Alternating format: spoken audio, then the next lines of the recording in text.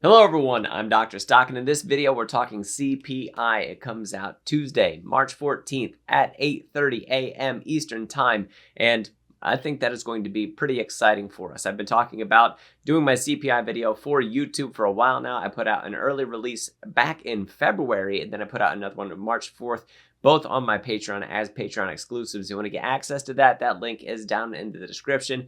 I've talked about the CPI being something that I'm very excited about for February because I think it tells a different story than what we got in January. So while you're poking around down in the description for that Patreon, take a moment to look down in the description and find this link for Moomoo. By signing up and depositing at least $100, you get up to 17 free stocks. $100 gets you 7 free stocks, 2 AI draws, and 5 other stocks valued up to $2,000 a piece. Depositing $1,000 or more gets you 17 free stocks, still the 2 AI draws, plus 15 other stocks. This offer does not last forever. It does expire, and you have access to it through my link. All that said, I'm Dr. Stock, Doctor of Education. Let's talk about CPI. All right, so the CPI for January was not great for us, that's for sure. Coming in at 0.5% month over month for all items, 0.4% month over month for core CPI. Now, their services inflation is one of those things that keeps it persisting, and I'll show that. However, I think that there's some signs that we have that we could possibly be hoping for a much kinder core CPI reading for February. Before I get to my thoughts on it, I want to share with you what the Cleveland Fed says from their nowcasting. And I've talked about this in my previous videos, that even though they call it nowcasting, I think that that's a nice name. However, it's not always up-to-date information. They say 0.54% month over month for February for all items and 0.45% month over month for core CPI. And I would take that with a grain of salt. I would say that oftentimes they end up within 0.2% of where they're saying that these values should end up being. So that 0.5 could actually be anywhere from like 0.3 up to 0.7. So I would most definitely watch out for that. And then the 0.45 could be anywhere from 0.25 up to 0.65. So I don't think that we're on the high side of either one of those. I think if anything, we hold steady or move downward from where we're at. So that's the case that I'm making for the CPI when it comes out on Tuesday. So here's what we have for CPI. This is the core CPI reading, and you can see sort of a top trending line coming across the top of these things that we aren't probably going to see what we saw in April of 2021 when we came out at a 0.8% month over month, and those high readings that we got, like I said, they trend down over time. So if we follow that line, that puts us under that 0.6, down more around that 0.5 area across the tops of it. And then across the bottoms, we have, starting from here, actually a pretty even trend line, which would be around that 0.3 value, which we saw back in November and not since then. So when we had December came out, that came out at 0.4, and then January also came out at 0.4, still a little bit higher. I think that when February comes out, that we're going to start to feel that pull back down just a little bit. Like I said, at the very worst, I think we come in at 0.4. That's what consensus is, and I'll show you the information that I have on that. However, I think that there's reasons to be quite positive on the CPI coming up, like I said, for February. So let's look at all items real quick, and you can see the tops of these are pretty much even since we dropped off from June down to July. That allowed us to rebound a little bit and find a little bit more normalcy, and right across the middle of those should be about 0.3. Now, we did peak up at 0.5, and oftentimes you can see the pattern that we have, that after a spike that we start to drop off a little bit. So coming in at 0.5, could be a little bit strong for all items, especially because I don't know that we have the same movement up in food and that we have the same movement up in energy. So we're going to have to watch that. Now, with the nowcasting, if you actually look through the data at their monthly chart, tracking the days as they go by, I think that there was a little bit of an early energy spike. So it is possible that that does hold us up at 0.5 anyway for all items. Remember that core is less energy. It's less food and energy, but that energy spike wouldn't necessarily be included in the same way. So that could be something that supports that case for 0.4. So 0.4 month over month for core CPI, by the way.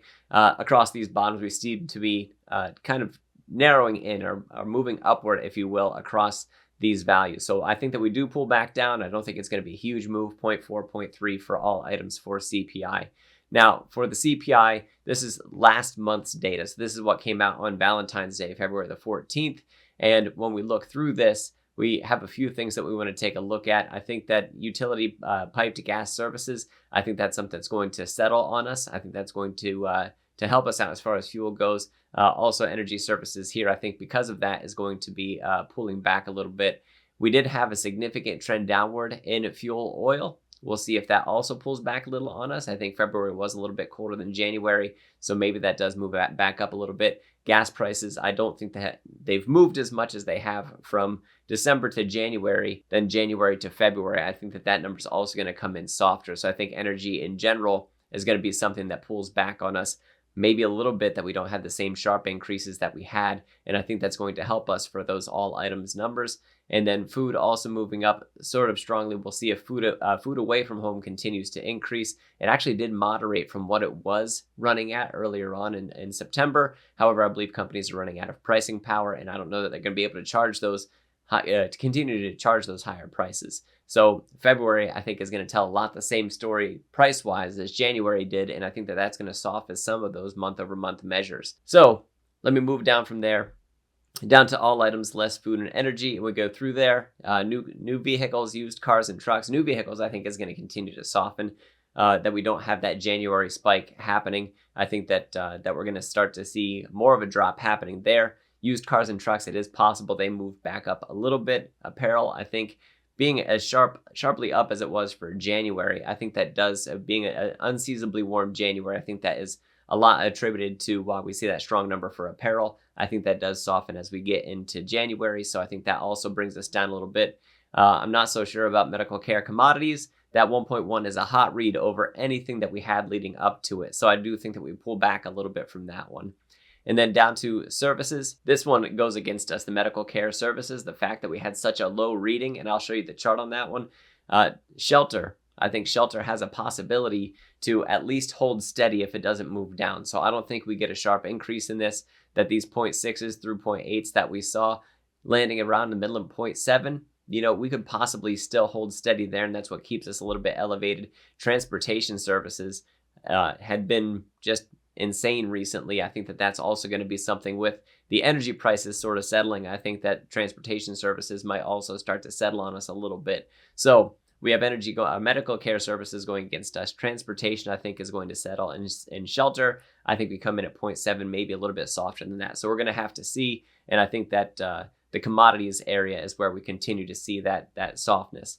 So just a few other looks at this before we start to summarize what's going on. What we're looking at here, this is rents and shelter, and you can see that it does continue to climb, although recently we started to taper off right between that 0.6, 0.7 level. And when we take a look at that by its index values, you can see that we sort of had this cup sort of look to it, if you will, and that's known as concave up, and that one is when you have a continually increasing rate. However, more recently, I think it started to look a little bit more linear, and it's very soon that we start to see that leveling off of that one, that we start to see more of this look of it, where it'd be more of a concave down look, where we get a slowing in the rate of inflation for shelter.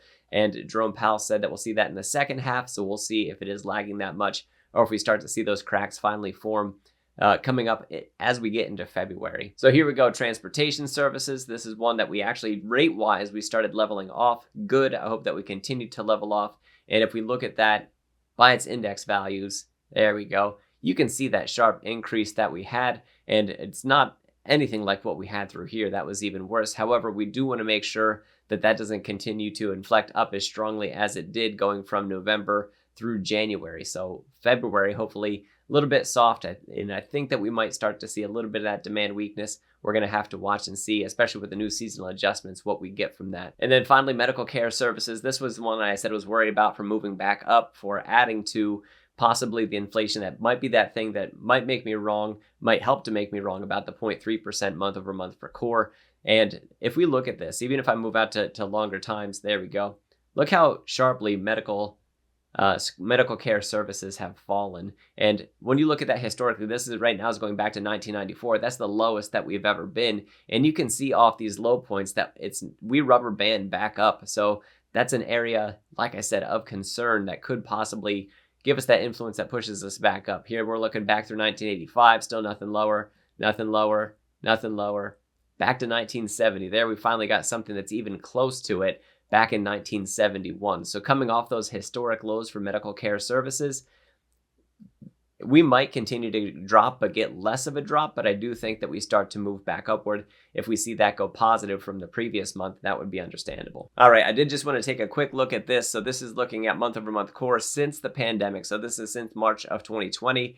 And the things I want you to pay attention to, as far as consensus goes, coming in at 0.4, that's the average. And so that's not really all that telling to say, hey, 0.4, I think that's about what we'll come in at. It doesn't really move that much anyway. So over here, this is a different sort of metric. This is showing us about how much it moves from one month to the next rate-wise. So how quickly those month-over-month measures move. And about a fifth of the time, it doesn't move at all. It stays at 0.4.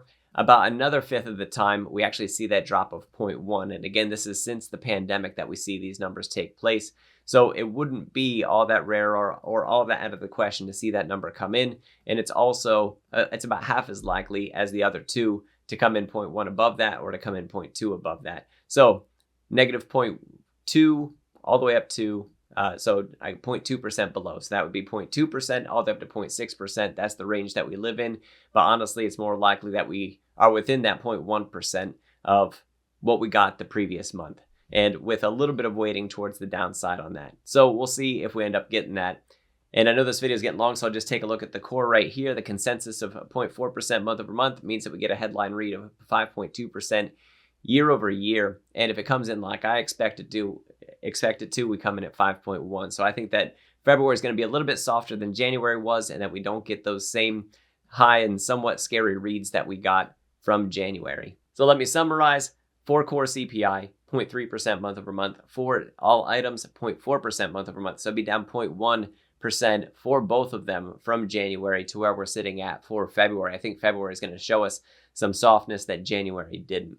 So for that reason, that is one of the reasons that I'm bullish on next week. And I think that we're going to see a stronger case for the Fed, at least according to the CME Fed Watch tool, to come in at 25 basis points rather than 50. I think, and I've said in my previous videos, I think 50 is off the table. And honestly, we have to watch what's going on with the banks. I think that's a big, scary thing to happen, to watch any bank collapse. It's sort of a big deal, even if it's not one of the big banks. And we don't know just how much of that is going to spread out to the other banks. What other banks, probably the smaller ones, could be taken out in something like this. So if I had to guess what the Fed was going to do, I'd guess that they were going to come in at 25 basis points. I think that this is going to be a good week for the markets.